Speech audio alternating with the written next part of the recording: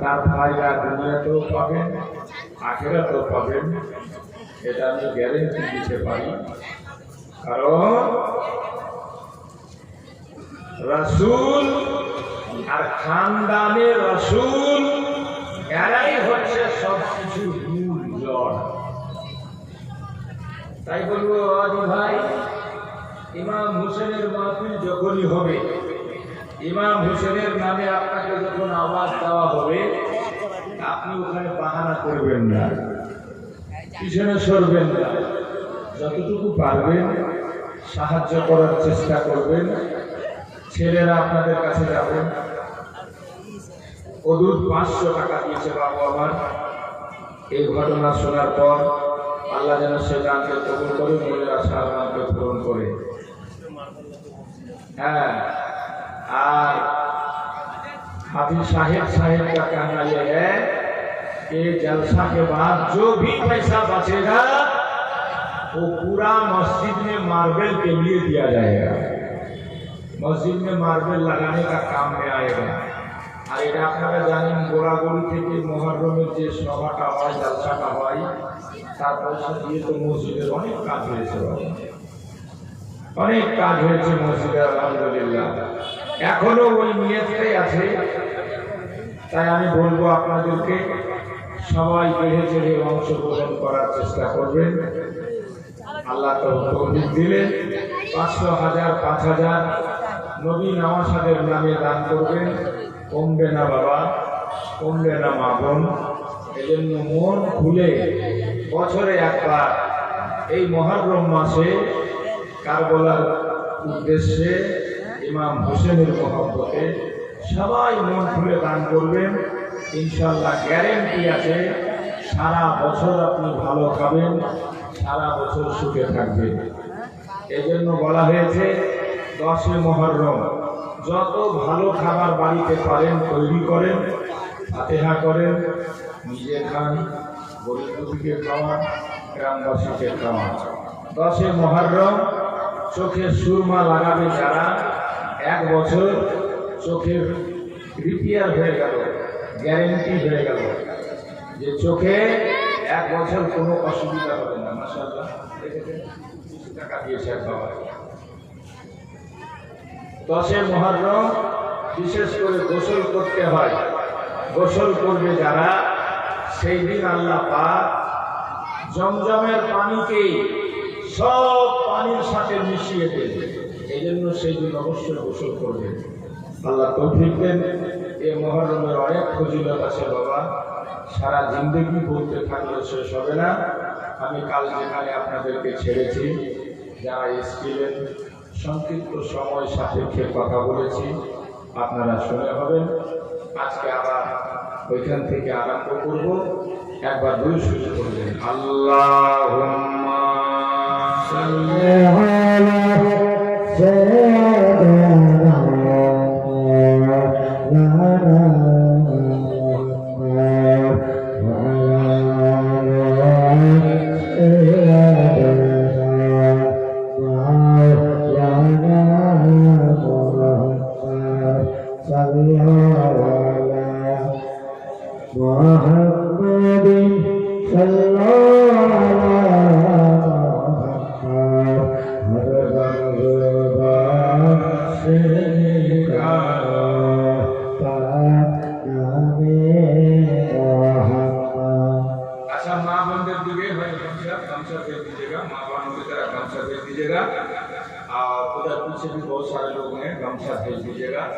बाकी जो लोग ये खाएंगे, যারা দিবেন খুশি মনে। এই ঘটনা শুনে যদি আপনাদের বিশ্বাস হয় যে না ইমাম হোসেনের নামে দিলে ক্ষতি নেই, লাভ আছে, অবশ্যই দিবেন, শরীক হবেন। আমি নাম বলি নাই বলি, আল্লাহ দেখছে, রাসূল দেখছে। ইমাম হোসেনের দরবারে কবুল হয়ে গেলে আমাদের বেড়া পাতা। কালকে বলেছিলাম নওয়াসায় রাসূল জান্নাতের ফুল। ইমাম হোসেন রাদিয়াল্লাহু তাআলা আনহু ইয়াজিদিদের চক্রান্তে সোনার মদিনা ছেড়ে সপরিবারে চলে গেছেন মক্কা। কোথায় গেছে? মক্কা। তোরা কোন জায়গায় রে? আমি রে ভাই ফ্রি রোজ চলতে কোন কারণা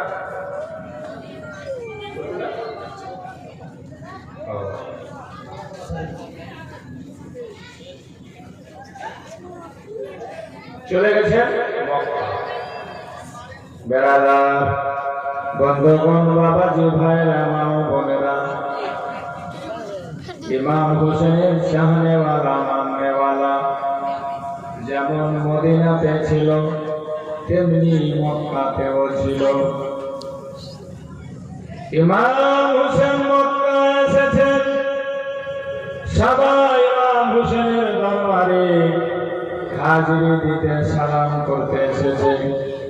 আর সবাই ইমাম হোসেনকে বলে, হুজুর আপনি মক্কাতে পা রেখে মক্কার মাটিকে ধন্য করে দিয়েছেন, এখান থেকে আপনাকে কোথাও যেতে হবে না, আপনি এখানেই থাকেন। ইমাম হোসেন রাদিয়াল্লাহু তাআলা আনহু সব পরিবারে মক্কায় থাকতে লাগলেন। শাবান মাসে গিয়েছিলেন, দেখতে দেখতে রমজান মাস এসে গেল। রমজান মাস আসতে নাই বাবাজি, চতুর্দিকে খবর ছড়িয়ে গেল ইমাম হোসেন ইয়াজিদের বাইত গ্রহণ করেনি, মক্কায় বর্তমানে অবস্থান করেছে, মদিনা ছেড়ে দিয়েছে, মক্কায় চলে এসছে। খবরটা কুফা, বসরা, ইরাক সব জায়গাতে চলে গেল। ইরাকের মানুষেরা, কুফা বসরার মানুষেরা ইমাম হোসেনের বাপের চাহনেওয়ালা মাননেওয়ালা ছিল। তারা চিঠি লিখতে আরম্ভ করলো ইমাম হোসেনকে, ওগো আকা হোসেন, আমিরে মুআবিয়ার ইন্তেকালের পর তার দুষ্ট পাপিষ্ট জাহান্নামী ছেলে খেলাফতের পদে বসেছে, আমরা তাকে খলিফা বলে মানি না। আমরা আপনার বাবার চাহনেওয়ালা, আমরা নবীর দিওয়ানা আকা হোসেন, শুনেছি আপনি নাকি ইয়াজিদের খেলাফতকে ইনকার করে মদিনা ছেড়ে মক্কা এসেছেন। আমাদের মাঝে চলে আসেন, কুফাতে চলে আসেন, আমরা আপনার হাতে হাতে বায়াত গ্রহণ করব। কারণ আপনি যেমন ইয়াজিদকে মানেন না, আমরাও তাকে খলিফা মানি না। ইয়াজিদ ফাসিক, ফাজিল, বেনামাজি, শারাবি, ওর রাজত্ব আমরা, ওর খেলাফত আমরা কবুল করি না, আমরা মানি না। এজন্য আপনি চলে আসেন কুফায়, আমরা আপনার বাবার দিওয়ানা, আপনার হাতে হাত দিয়ে বায়াত গ্রহণ করব। এইভাবে ইমাম হোসেনের কাছে চিঠি আসতে লাগলো। এক নয়, দুই নয়, ইখতিলাফে রিওয়ায়াত 150 খানা বা কম বেশি আরো বেশি চিঠি ইমাম হোসেনের কাছে দাওয়াত নামা এসছে, হুজুর আপনি মেহেরবানি করে কুফাতে চলে আসেন, আপনি কুফাতে চলে আসলে আমাদের ইমান বেঁচে যাবে, নচেৎ হয়তো ইয়াজিদের চাপে আমাদের ইমান চলে যেতে পারে। বাবাজি ভাই, মাসলা ছিল ইমান বাঁচাবার। এই জন্য ইমাম হোসেন তাদের চিঠিকে एक्सेप्ट করলেন আর জবাবে লিখে দিলেন, ठीक है घबराओ नहीं, बहुत जल्द हम तुम्हारे बीच आने वाले हैं। এই বলে চিঠি পাঠালেন। ওরা অপেক্ষা করতে লাগলো। দোস্ত বন্ধুগণ ভাই, ইমাম হোসেন যে থাকবেন না মক্কায়, এই খবরটা সাহাবীদের কানে পৌঁছে যায়। সাহাবীরা তখন ইমাম হোসেনকে বলছে, হুজুর আমরা শুনেছি আপনি নাকি মক্কা কুফা যেতে চাইছেন, মক্কা ছেড়ে। ইমাম হোসেন বলছেন, হ্যাঁ ভাই, কুফার লোকেরা আমাকে অগণিত চিঠি লিখেছে, অসংখ্য খতুত পাঠিয়েছে, আর আমাকে তারা দাওয়াত করেছে। আমি যদি দাওয়াতে লাভদায়ক না বলি, আর ওরা যদি গুমরাহ হয়ে যায়, ওরা যদি পথভ্রষ্ট হয়ে যায়, ওরা যদি দিন থেকে ফিরে যায়, তো কিয়ামতের মাঠে আমাকে জবাব দিতে হবে। এই জন্য আমি হাঁ করেছি। साहबारा बोलते हुजूर कूफियों पे भरोसा मत कीजिएगा, इसलिए कि यही वो कूफा है जहां पे आपके अब्बा को अटैक किया गया था, हमला किया गया था। यही वो कूफा है जहां आपके बड़े भाई को धोखा दिया गया। आपको धोखा नहीं देंगे इसकी क्या गारंटी है। लिहाजा आप कूफा जाने का इरादा तर्क कर दे, कूफा যাওয়ার কথা আপনি বলবেন না। ইমাম হোসেন বললেন, ভাই তারা আমাকে দাওয়াত করেছে, তারা আমাকে নিমন্ত্রণ করেছে, তারা আমাকে চিঠির উপরে চিঠি দিয়েছে, আর আমি হ্যাঁ বলেছি, এই জন্য আমাকে কুফা যেতেই হবে। বন্ধুগণ ভাই, লোকেরা বাধা দেয়। ইমাম হোসেন বলছেন আমাকে কুফা যেতে হবে, আমি দাওয়াত কবুল করেছি, ওরা ঈমান বাঁচাবার কথা বলেছে, ইয়াজিদের হাতে হাত দিয়ে ওরাও বয়াত গ্রহণ করেনি, এই জন্য ওদের খাতিরে আমি কুফা যাব। দোস্ত, लोग बोलছে आका कूफा जाने से आपकी जान को खतरा हो सकता है, कूफा गेले আপনার জানের খতরা হতে পারে। ইমাম হোসেন বলছেন এটা আমিও জানি, কূফা গেলে আমার জানের খতরা হতে পারে, তবে আমি পাশাপাশি আরেকটা জিনিস দেখছি, আমি যদি কূফা না যাই আমার নানা জানের উম্মতের ঈমানের খতরা হয়ে যাবে। আর सुनो, हुसैन को अगर अपनी जान दे के भी नाना जान की उम्मतियों का ईमान बचाना पड़े तो भी बचाएगा। हजरत ग्रामी बेरादारान इस्लाम, बाबाजी भाई, दोस्त बंधुगणेरा, যখন ইমাম হুসেনের এই প্রতিজ্ঞা সবাই দেখছে যে হুসেন মানবে না, কুফা যাবে, তখন সাহাবীরা, বয়স্ক লোকেরা ইমাম হুসেনকে বলছে, আকা যদি কুফা যেতেই হয় তো আপনি সরাসরি আগে না গিয়ে আগে কাউকে পাঠিয়ে সেখানকার অবস্থাটা একটু জেনে নেন। ইমাম হোসেন বললেন, হ্যাঁ এটা কথা তোমরা বলেছো, এটা বুঝোতা তোমরা আমাকে যে দিচ্ছ, এই কথাটা মানা যেতে পারে। আমি সরাসরি না গিয়ে একজনকে পাঠিয়ে নাই করে সেখানকার খবরটা নিয়ে তারপরে কুফা যাওয়া, এটা কথা যুক্তিযুক্ত। তখন ইমাম হোসেন চিন্তা করছে, আমার পক্ষ থেকে কাকে পাঠাবো, কাকে পাঠালে ভালো হয়। চিন্তা ভাবনা করে দেখছেন, তো দেখলেন এই কাজের জন্য সবচেয়ে বেস্ট যেটা ভালো হবে আমার চাচাতো ভাই হযরতে ইমাম মুসলিম বিন আকিল, নাম হলো হযরত ইমাম মুসলিম। নাম কি জোরে বলেন। ইমাম হোসেন ডাকলেন, ইমাম মুসলিমকে ডেকে বললেন, ভাই এই দেখো কুফায় তোলপাড় মেচে আছে,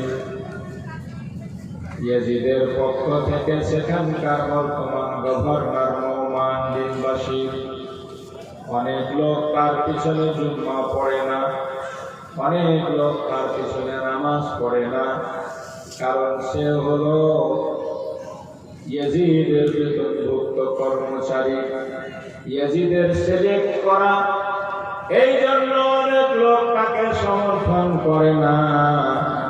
আমার নানা জানের উম্মতের মধ্যে অনেকে আলাদা নামাজ পড়ছে মুসলিম, তারা আমাদেরকে চায়, তারা আমাদের পথে থাকতে চায়, তারা আমাদের হাতে হাত দিয়ে বয়ান গ্রহণ করতে চায়। আমি ওয়াদা করে নিয়েছি ওদের চিঠি আসার কারণে, ওগো ভাই মুসলিম, তবে লোকের পরামর্শ অনুপাতে কিছু দিনের জন্য আপনাকে পাঠাবো কুফাতে, আপনি কি বলছেন বলুন।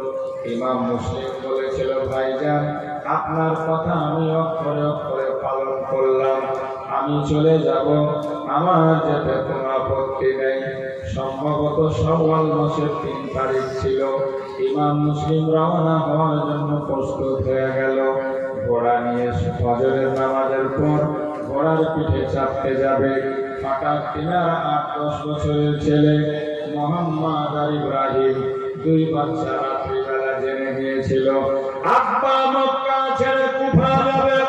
বেড়ালার বন্ধুগণ, যেই বাচ্চাদের ব্যাপারে বলা হয় অনেক দিন আগে তাদের মা দুনিয়া ছেড়ে বিদায় দিয়েছে। বাচ্চা দুটোর মা ছিল না, বাচ্চা দুটো মা হারা সন্তান আব্বার কাছে পেত তারা সান্ত্বনা। আব্বার আঙুল ধরে চলত, আব্বাকে সাথে করে নিয়ে খেত, আব্বার সাথে তারা ঘুমাতো। সে আব্বা কুফা যাবে দুই ভাই জানতে পেরেছে।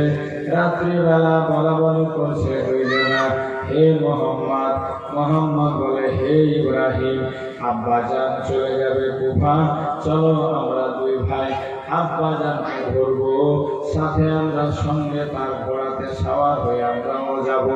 ফজরের নামাজ পড়ে ইমাম হোসেনের অর্ডার মোতাবেক ইমাম মুসলিম যেমনি ঘোড়া হাঁকাতে যাবে, দুই বাচ্চা এসে আব্বা জানের ঘোড়ার লাগাম ধরে দাঁড়িয়ে গেল। আব্বা, আমরা রাতে শুনেছি আব্বা তুমি কুফা যাবা। হ্যাঁ বেটা, তোমার চাচার নির্দেশ, আমাকে কুফা যেতে হবে। আবার তুমি যাবা, আমাদেরকে নিয়ে যাবা না? ইমাম মুসলিম বলছে, বেটা সবাই তো থাকলো, তোমার আরো ভাই বোনেরা থাকলো, তোমার বোন থাকলো, তোমার চাচা থাকলো, আমি এখন একাই যাচ্ছি রে বেটা। কুফার মানুষ কি ব্যবহার করবে বলা যায় না। আর আমি যে যাব না, তো খুব দ্রুত গতিতে ঘোড়া হাঁটিয়ে এই মরুপ্রান্তর পাড়ি দিয়ে আমাকে কুফা যেতে হবে। আমার সাথে খাবার থাকবে না, তাম্বু থাকবে না, রাস্তায় লু বাতাস চলবে, গরম বাতাস তোমাদের সহ্য হবে না, রোদ্রের তাপ তোমরা সহ্য করতে পারবে না বেটা। তোমার চাচার সঙ্গে সব ব্যবস্থা থাকবে, খাবার থাকবে, পানি থাকবে, তাই আমাকে তোমরা বিরক্ত করো না, আমাকে তাড়াতাড়ি হরি যেতে দাও। গিয়ে আমি দেখবো কুফার অবস্থা ভালো হলে খবর দিব, তোমার চাচার সঙ্গে তোমরাও চলে যাবে। বেড়াদার এ কথা বলতে নেই, दोनों बच्चा बेकरार हो जाता है, बेचैन हो जाता है और নিজের আব্বা জানকে ধরে বলে, আব্বা তুমি জানো তোমাকে ছাড়া আমরা ঘুমাই না, তোমাকে ছাড়া আমরা খাই না, তোমাকে ছাড়া আমরা কোথাও যাই না। আব্বা তুমি এমন করে আমাদেরকে রেখে যাবা না, আব্বা তুমি আমাদের সাথে নিয়ে চলো, তোমার ঘোড়ার পিঠে আমাদেরকে বুঝে নাও। আব্বা গো, যত রৌদ্র হোক আমরা তোমাকে বিরক্ত করব না, যত তাপ লাগুক আমরা তোমাকে ব্যস্ত করব না, যত ভোগ লাগুক আমরা তোমাকে জ্বালাবো না, যত পিপাসা লাগুক আমরা তোমার কাছে পানি চাইব না, শুধু সাথে থাকতে চাই, তুমি আমাদেরকে সাথে নিয়ে চলো আব্বা। বেড়াদার ইমাম মুসলিম বুঝাচ্ছে, বাচ্চা দুটো মানে না। হযরত ইমাম হোসেন জানতে পেরে গেলেন বাপ্পাটাতে চলছে কথাবার্তা। ইমাম হোসেন এসে বললেন ইমাম মুসলিমকে, ভাই ও মুসলিম, যাও যাও যাও, বাচ্চা দুটো যখন জেদ করছে তাদের সাথে নিয়ে চলে যাও, কারণ আমার মতো হইও না। ও মুসলিম, বাচ্চার মায়া, বাচ্চার দরদ, বাচ্চার ব্যথা, সন্তানের মহব্বত, সন্তানের ভালোবাসা কাকে বলে ভাই? আজ আমি হোসেন মক্কা থেকে তিলে তিলে অনুভব করছি, কারণ যখন আমি মদিনা ছেড়ে বেরিয়েছিলাম, আমার রোগগ্রস্ত বেটি শুকরা অসহায় অবস্থায় থেকে গেছে মদিনায়, আমি তাকে আনতে পারিনি। সেই দিন থেকে নিয়ে আজ পর্যন্ত বেটি শুকরার দুঃখের কথা আমার মনে পড়লে আমি হোসেন রাত্রিবেলা ঘুমাতে পারি না। এজন্য তোমাকে বললাম যে তুমি আমার মতো হয়ে না। এদেরকে তুমি যদি রেখে যাও, এরা কাঁদবে এখানে, তোমার মন ফাটবে ওখানে। তাই আমার মতো হয়ে না। আমার বেটি শুভ্রা কাঁদছে মদিনায়, আমি ছটফট করছি মক্কায়, মজবুরিতে তাকে রেখে এসেছি। ভাই আমার মতো হইও না, বাচ্চা দুটোকে সাথে নিয়ে, তারাকেও ভালো লাগবে আর তোমাকেও ভালো লাগবে। ইমাম হুসেনের কথা কাটতে না পেরে ইমাম মুসলিম দুই বাচ্চাকে সাথে নিয়ে রওনা হয়ে গেল। ঘোড়াতে চেপে ঘোড়া ছেড়েছেন, কাটাম কাটাম কাটাম কাটাম কাটাম কাটাম করে ঘোড়া স্পিড বেড়ে ছুটে যাচ্ছে কুফার মুখে। আর ওদিকে কুফার লোকেরা যখন থেকে ইমাম হোসেনকে চিঠি দিয়েছে, তখন থেকে শুধু রাস্তা চেয়ে আছে যেই দিন আকা হোসেন আসবে। কারণ ওরা জানে নবীর নওয়াসা যখন ওয়াদা করেছে তো অবশ্যই ওয়াদা পূর্ণ করবে। ये वादा खिलाफ नहीं। और मोमिনের शानी হচ্ছে আল্লাহ নবীর फरमान, अल मोमिन इज़ा वादा वफा। मोमिन वो है जो वादा करके पूरा करे। আর নবীকে জিজ্ঞেস করা হয়েছে মুসলিম শরীফের হাদিস, বুখারী শরীফের হাদিস, মানিল মুসলিম ইয়া রাসূলুল্লাহ, মুসলমান কার নাম নবী? মুসলমান কাকে বলে? আমরা তো মনে করছি গরু খাচ্ছি তা আমরা তো মুসলমান। হ্যাঁ, নবী বলছেন আল মুসলিমু মান সালিমাল মুসলিমুনা মিন লিসানিহি ওয়া ইয়াদিহি। মুসলমান তাকেই বলা যায় যার জুবান দ্বারা, যার হাত দ্বারা অন্য কোন মুসলমান কষ্ট না পায়, সে হলো মুসলমান। এবার ভেবে দেখেন আমরা কোন মুসলমান? জুবান দ্বারা দিনের বেলা 50টা গাইল না দিলে দিন যায় না। আর যদি আল্লাহ একটু টাকা পয়সা পাওয়ার বানিয়ে দেয়, তাহলে তো খুন পর্যন্ত করে দেয়, মার্ডার পর্যন্ত করে দেয়। মানুষকে মার্ডার করতে পর্যন্ত দ্বিধাবোধ করে না। এই আমরা মুসলমান। मोया की जवाब दिवा।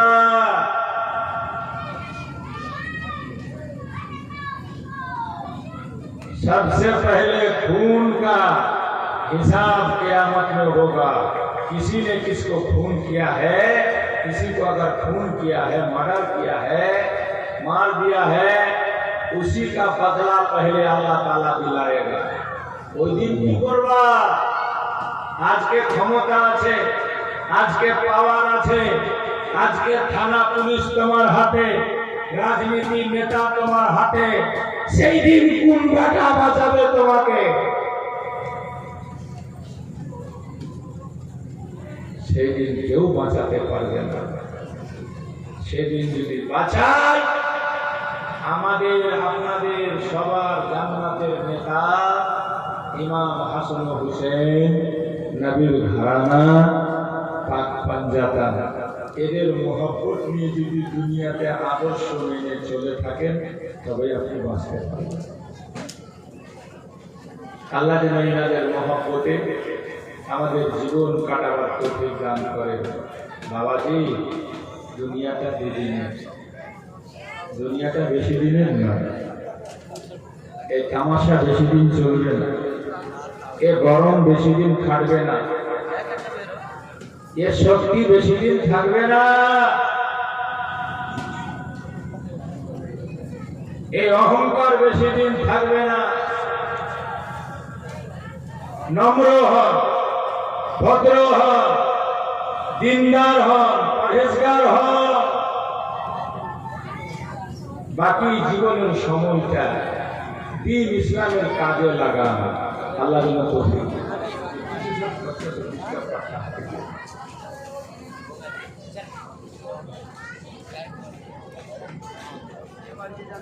কত লোক এলো আর চলে গেল, আমি আপনিও এখন চলে গেল। কবি লিখেছে আমার মরণ